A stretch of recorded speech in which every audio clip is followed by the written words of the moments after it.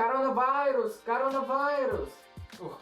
У нас в регионе ввели масочный режим, и без масок абсолютно никуда не пускают. Но сейчас я расскажу и покажу, как сделать крутую маску, в которой ты будешь суперзвездой.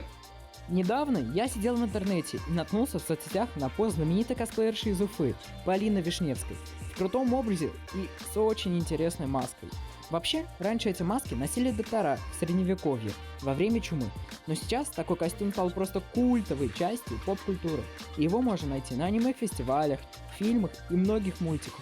Для этой маски нам понадобятся выкройки, они приблизительно такие, какой-нибудь клей или скотч, картон, кисточка, ножницы, карандашик, краска, ну и лак. На первом этапе нам надо будет взять выкройки, обвести их и вырезать. Так что погнали!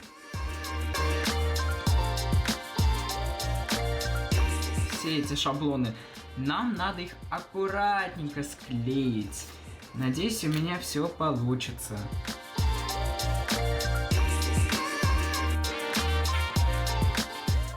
Все границы склеивания лучше проклеить скотчем, чтобы лишний раз при покраске не было видно их.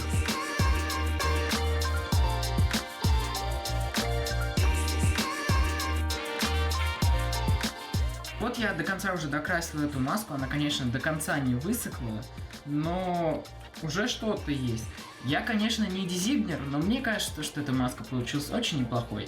Ну и пусть многие аниме-фестивали отменились в этом году, это же не значит то, что нам запрещено устраивать карнавал самим. Так что, зайдя в любой магазин в этой маске, ты будешь самым эпатажным. Тимур Зикюлин специально для Горы новостей.